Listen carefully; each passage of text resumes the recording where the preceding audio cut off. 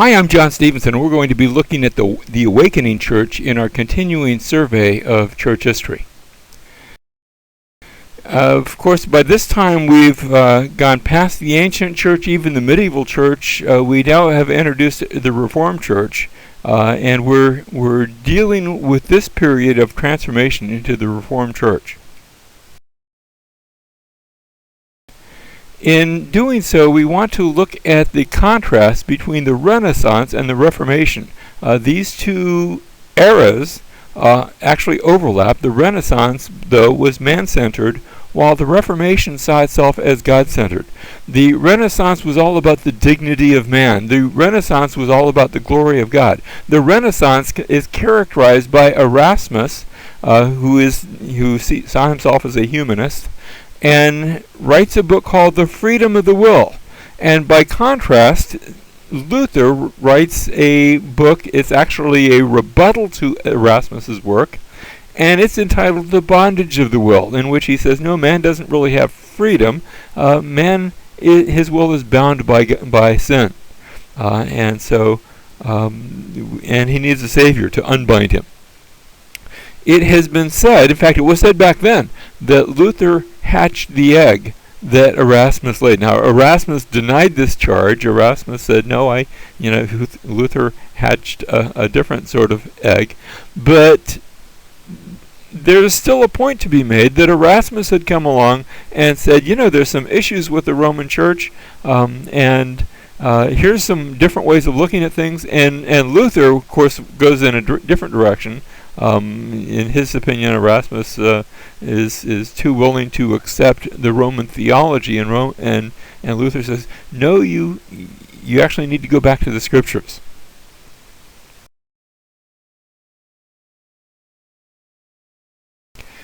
Now, one of the philosophers of the next century, Blaise Pascal, is a French philosopher, a mathematician, and he struggles with faith in God.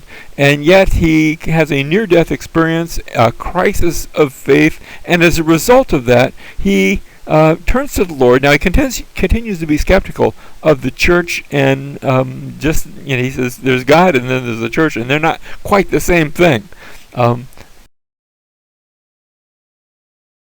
And so he writes a series of what he called his thoughts. The way you say that in French is pensées. And the original title is The Defense of the Christian Religion. And so he's actually writing this to defend Christianity, not necessarily the church, of which he is skeptical. And it is a philosophical treatise that pushes the unbeliever to his logical conclusions, and therefore shows him his need for Christ, his need for God. It's not completed at his death, so it's an incomplete work, and yet it has a wonderful impact upon the world. He says, men despise religion. They hate it and fear it is true. To remedy this, we must begin by showing that religion is not contrary to reason. Goes on to say that it is venerable to inspire respect for it, and then we must make it lovable to make good men hope it is true, and finally we must prove that it is true. Elsewhere he says that Christianity is strange. It bids man recognize that he is vile, even abominable, and bids him desire to be like God. Without such a counterpoise, this dignity would make him horribly vain, or this humiliation would make him terribly abject. Some other thinkers during the period, and notice that they go from those who were Christians like Newton, to those who were skeptics like Franklin, to those who were outright atheists and against the very idea of God like Rousseau and Voltaire. And so we have an overlapping here. You have the Renaissance, the Reformation, and eventually what has come to be called the Enlightenment or Age of Reason. Now, it's in this context that we have two groups of Christians. One are the followers of Jacobus Arminius, they're known as the Arminians, versus those who are following the teachings of John Calvin, who we discussed in our last lecture. and so we're going to call them as Calvinists. The Arminians would say that God determined to save whoever would believe in Jesus. And the Calvinists say, well, more specifically, God determined to save certain people and bring them to faith in Jesus. The Arminians would say that Christ died for each and every man, and the Calvinists correspondingly would say that Christ's death brought some men to salvation. Christ's death actually accomplished the salvation of some men. The Arminians would say that men are saved by using their own free will. You see how this dovetails into our earlier discussion of free will. Men are saved by using their own free will to accept God's grace. The Calvinists would say men are saved as God draws them to his grace, citing what Luther had said regarding to the bondage of the will, that man's will is bound and needs a work of God to release it. Arminianism teaches that God's grace is resistible. Calvinism teaches that God's grace is irresistible, that when God moves in the life of a person to bring him to repentance and faith, then that person comes. And they would cite the words of Jesus, who said, all that the Father gives me will come to me. The Arminians teach that people retain their salvation only as they persevere in faith. Calvinists would say that the Lord the Lord will call all of those whom he has chosen to persevere. So they're both teaching a sense of perseverance. Calvinists are saying it's all up to you. The Arminian is saying it's all up to you. The Calvinist is saying it's really up to God. He's the one who causes you to persevere. He gets the glory in the end.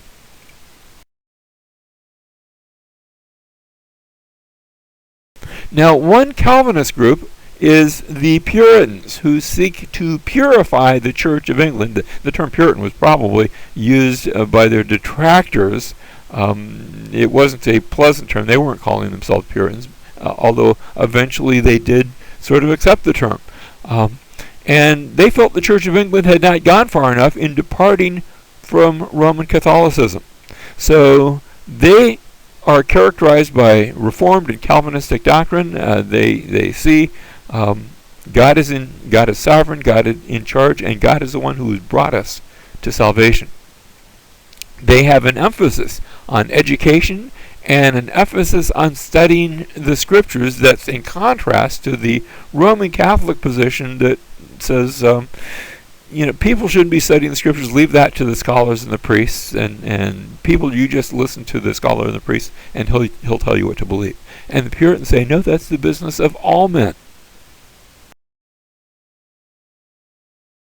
Now, there is a difference between the Pilgrims versus the Puritans. The Pilgrims, who come to the Americas, they want to separate from the Church of England. The Puritans, on the other hand, they're remaining loyal to the Church of England. The Pilgrims tended to be, this is a very crass generalization, they tended to be from the poorer class. The Puritans tended to be represented in the upper middle class. The Pilgrims were antagonistic to the king, because he's the one from whom they want to separate. The Puritans are loyal to the king. The Pilgrims wanted a separate church. The Puritans wanted to purify the church. The Pilgrims, they are the ones who found Plymouth Colony, and in the case of the Puritans, they found Salem and Boston colonies at just a bit of a later date.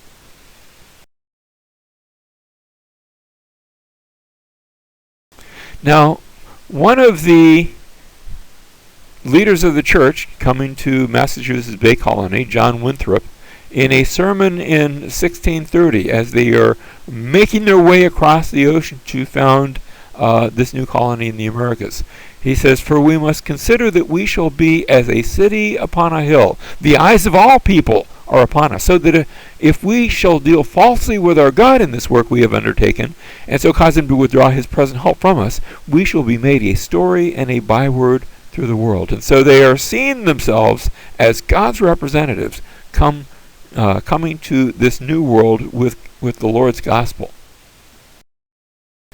Meanwhile, in Europe, we have the rise of Pietism with Philip Spener.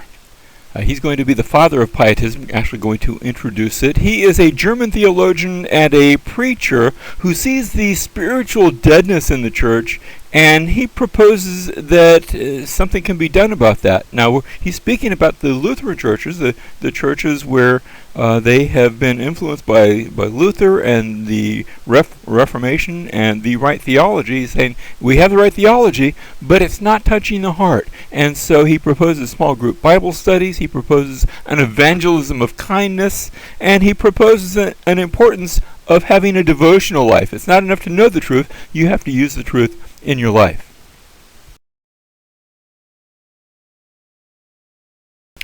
Now, Spener is going to give way, and here's our timeline. Notice we have Luther, Zwingli, Calvin, and Knox at the beginning of the Reformation. We have 100 years later, we're looking at Spener, and then his godson, Count Zinzendorf.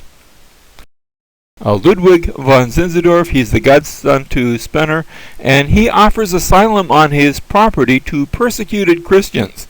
They've been persecuted in other parts of Europe, and they come and find asylum with him, and all things are going to be good, but he founds this village of Herrnhut for these refugees, and you'd think that they would all be getting along very nicely, but that's not the case.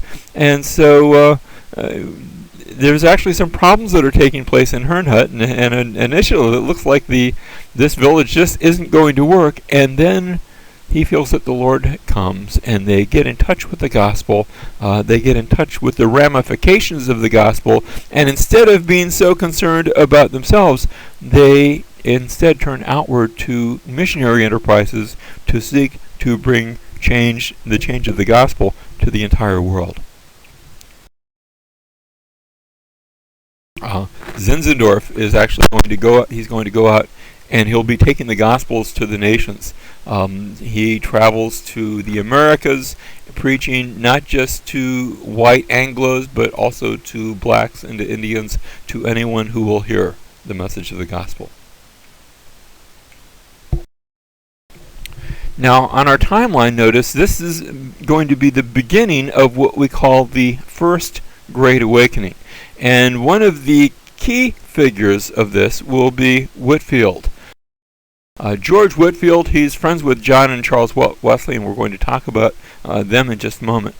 He's an open-air preacher who comes on the scene in the Americas, and he is preaching not just to a handful, but he's preaching to hundreds and even to thousands.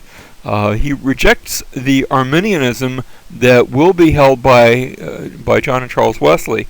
And so we have, sort of two branches, if we can call that, of this First Great Awakening, and the larger part of it's really going to be dealing with sort of a Calvinist approach, and Whitefield characterizes that. He has these revival meetings in the Americas. It had been reputed that he was preaching to as many as 10,000 at a time. And remember, this is before they had microphones and the big amphitheaters that we have today. And Benjamin Franklin was one of his friends. In fact, Franklin used to say before he would go hear Whitefield, he'd take he'd leave his wallet behind, take all the money out of his pockets, because he'd be tempted to give it all to Whitefield once he heard him preach. And Franklin was a little skeptical on hearing these reports that Whitefield was actually preaching to 10,000. He says, well, that's not really possible. But Franklin went to hear him preach out in the open air, and then in the middle of the sermon he started walking out, and he just sort of did the math and conducted the measurements to see how many people would have been there. And he said when he got to the point where he could barely hear him anymore, he stopped and sort of counted how many people would have been able to fit in that area. And his conclusion was, yes, it's really true that he is preaching to as many as 10,000 people at once, without benefits of microphone, because he had this big booming voice where he could project. Whitefield says it's a poor sermon that gives no offense. It neither makes the hearer displeased with himself nor with the preacher. He says we are immortal until our work is done. Of course, he viewed his ministry as being that which God had sovereignly bestowed. And so, we're here on earth as long as God calls us to be, and then when he doesn't anymore, then it's time for us to go. In speaking of him, Spurgeon later described Whitefield saying he lived. Other men seemed to be only half alive, but Whitefield was all life, fire, wing, force. And certainly he was a force with which to be reckoned. Now, if Whitefield was the preacher-evangelist of the First Great Awakening, Jonathan Edwards was the preacher-pastor of that First Great Awakening. His maternal grandfather had been also a preacher, Solomon Stoddard, and he was an assistant pastor under his grandfather in the New England states. He became a senior pastor at his grandfather's death, and revival in his ministry began in Northampton Church and began to impact both the people in the church and people in surrounding communities. In addition to this were emotional manifestations where people began to weep and sometimes shake, and they weren't doing it because Edwards was this fiery, passionate, emotional preacher. Quite the contrary. Edwards, by all reports, he would write his sermons out and then he would read them in sort of what we might think of as almost a monotone. And yet the Spirit of God came and was making an impact in that part of the nation. Of course, it wasn't a nation yet. It was still, these were the colonies at that time.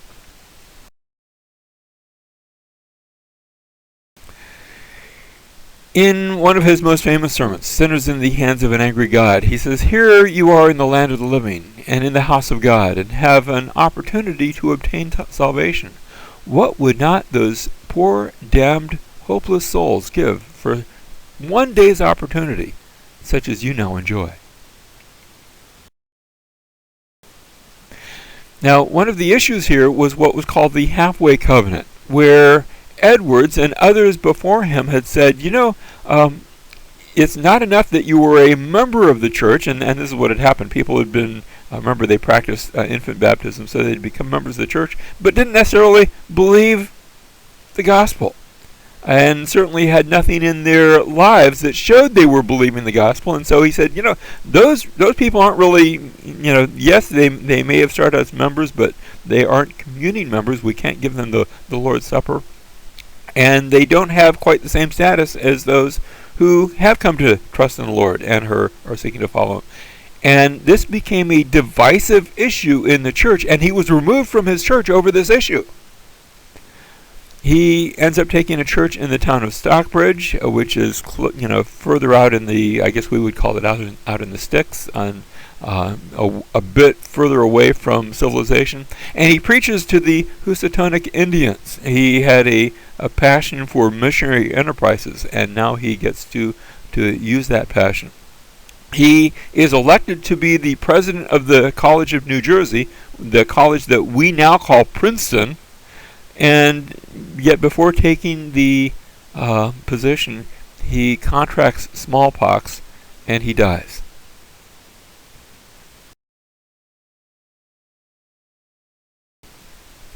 Now, it's at this same time, Whitefield and Jonathan Edwards, that we have the Wesley brothers. And we're especially going to focus on John Wesley. Like I said, he's friends with George Whitefield, and together they are part of a sort of a holy club. In other words, a holy Bible study. They're in school together. They're studying the scriptures together, and he's impressed by the Moravians. These are the folk who had come from Zinzendorf's ministry, and by their faith and by their prayer. And somebody asked him one time, "Do you know that Jesus has saved you?" And he begins to wonder about that. He's been reading his Bible. He's been trying to follow the Lord, and he wonders, have I really been saved?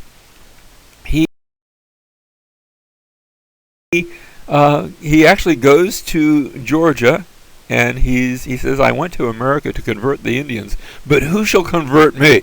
And he's struggling with this question of, he's preaching Jesus and what Jesus died on the cross, but he's struggling. Have I really come to faith in Christ? Am I there yet? He returns to England in having these spiritual struggles, and yet it's in the context of doing ministry. And somebody tells him, preach faith until you have it, and then because you have it, you will preach faith. And he hears those words, and he says, okay, I can do that. And he hears one particular sermon, not even sure what the sermon was on, and he says, my heart was strangely warmed. And he seems to have taken that as his conversion experience, converted in the midst of ministry. Subsequently, he is excluded from the Anglican Church because of his preaching, because he's preaching to everyone. It's just not accepted by the church. And he says, that's okay, the whole world is my parish. I will go out and preach to anyone. I will preach outdoors, indoors, wherever I can. And he follows Whitefield then in outdoor preaching, but he embraces Arminianism as opposed to Whitefield's Calvinism.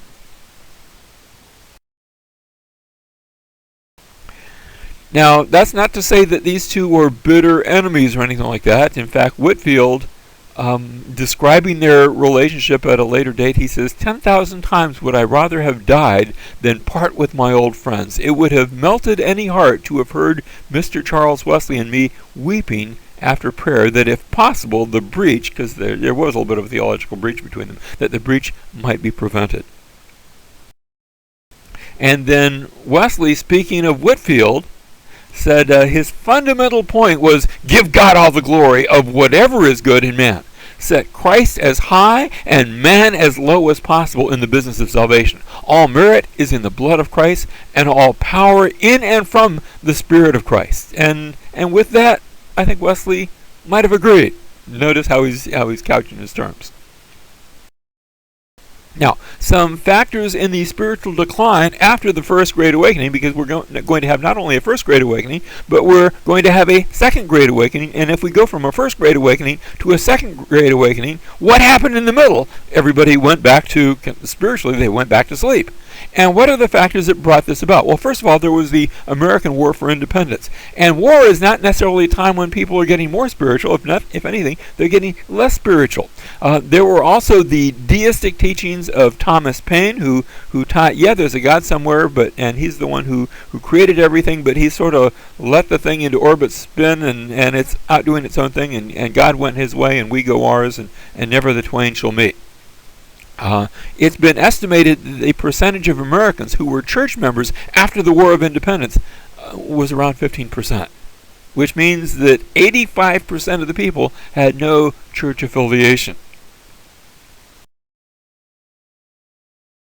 Now, in our timeline, notice we have the First Great Awakening in the early part of the 1700s. The Second Great Awakening will begin right at the end of the 1700s and go into the middle of the 1800s. One of the figures, the beginning figures for the Second Great Awakening, will be Timothy Dwight. He's the grandson of Jonathan Edwards, also a Calvinist. He's president of Yale College, and under him there is a revival of the students at Yale as students begin to come into contact with the message of the gospel and have their lives transformed by it. One of those students is Lyman Beecher, who himself will be a preacher and a leader in the Second Great Awakening. Asahel Nettleton, another of the preachers during this movement. Nettleton studies at Yale after the revival had begun there, and he's both Reformed and a Calvinist, but he's an evangelist. He's all about sharing the gospel to folks that don't know it. And in doing so, he's rejecting the excesses that are beginning to be commonplace in his day.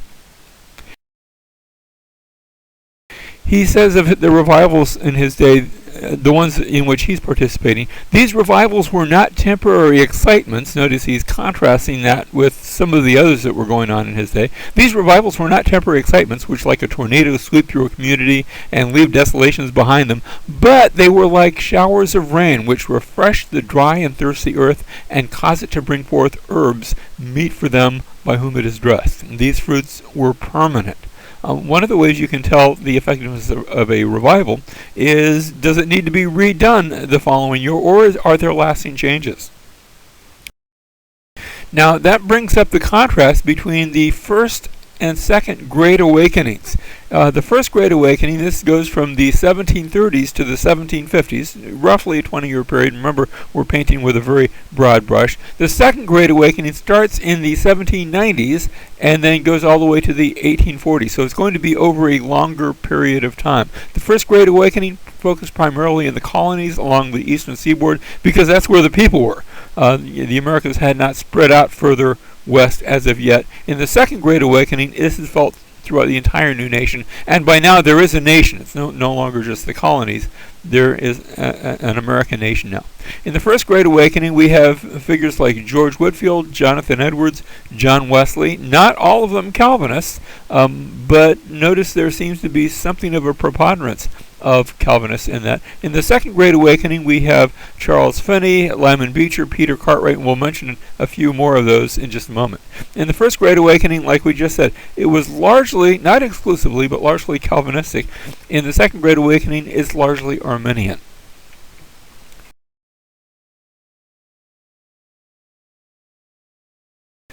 Now, we have in that second Great Awakening camp meeting revivals where as the people are moving west, so the revival moves westward, and that means you have not an abundance of large cities, and so you're going to have revivals take place in camps that will draw people from all over the place, and they will come together for sometimes a couple of days or even a week for this almost like party atmosphere as they come to hear the preaching of God's Word.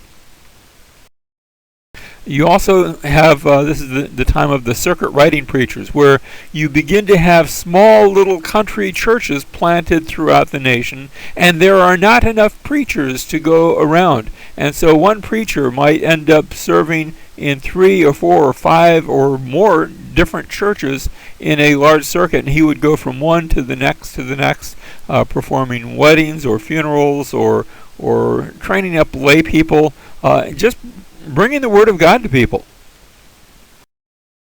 Now, one figure that's I just like to dwell on for a few minutes, Peter Cartwright, because I think he captures sort of the spirit of the Old West, and yet wanting to bring God into the picture.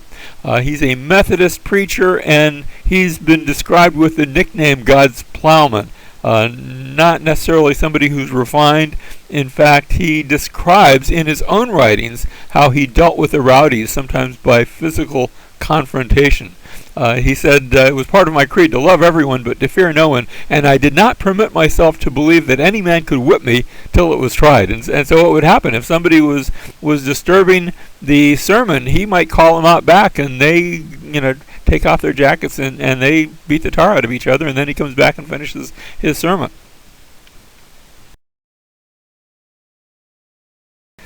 Charles Finney is another figure from this period. He starts off as a Presbyterian evangelist and a revivalist preacher in New York City.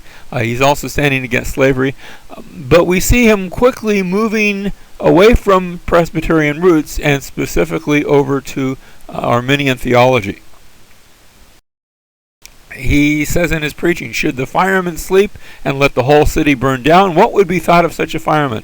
And yet their guilt would not compare with the guilt of Christians who sleep while sinners around them are sinking stupid into the fires of hell. Rather blunt, but it needed to be said. That was a good thing to say. He said, instead of telling sinners to use the means of grace, and he's speaking actually against the form of Calvinism that he'd heard. Instead of telling sinners to use the means of grace and to pray for a new heart, I call on them to make for themselves a new heart and press the duty of immediate surrender to God. So Finney's all about make a decision. In fact, he had what was called the anxious bench, where in the church they might reserve the front pew for those first-time visitors, and if you could sort of be cajoled up to sit in that anxious bench, he'd try to make you anxious by preaching right at you. You sinner, you need to turn to the Lord, and sort of get in your face about that. Not in itself a bad thing, but notice in his words here, he's calling on themselves to make a new heart, and I would suggest that we're called to come to the gospel, and that he makes a new heart in us. Now, another of the preachers of the Second Great Awakening would be Lyman Beecher. He had attended Yale with Isael Nettleton, and he's a Presbyterian minister and adopted, however, Finney's new measures, these measures that are sort of contrived to get people to make a decision. He also speaks against slavery. I think that's a good thing. It was an injustice that needed the voice of Christians in this issue. And his daughter, Harriet Beecher Stowe, is going to write a very influential work of fiction entitled Uncle Tom's Cabin, which really traces the story of slavery through two imaginary characters, two Christians. And in the first one, it's so very striking, where this black Christian is being beaten to death by these racial bigot slave owners, and in doing so, he's praying for them, and he's trying to act like Jesus, who's giving his life for them as he prays for them. And it's a very moving story. And it probably did more to excite people toward this anti-slavery cause than all of the arguments that otherwise might have been presented, because it touched to the heart.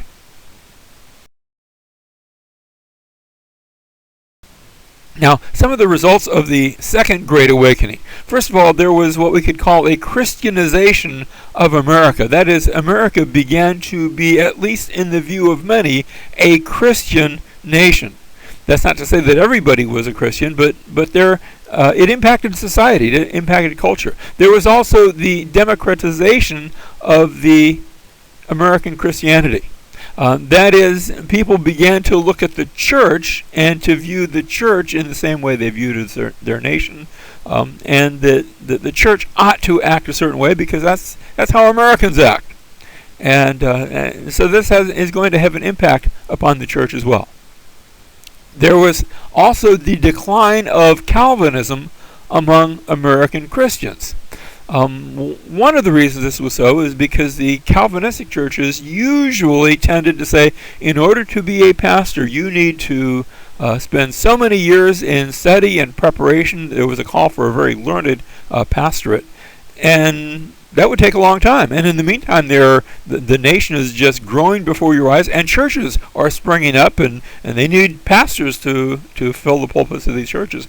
And if they can't get a studied, Calvinistic pastor who spent years preparing for the ministry, they'll just get any old person. And here's somebody who just trusted Christ last week, but he can speak okay, and he's going to be leading the churches. And more often than not, he hasn't been trained in that area, and so instead, you often have at this date Arminian pastors taking the pulpits of those church denominations which had originally been Calvinist, and after a while they're not anymore.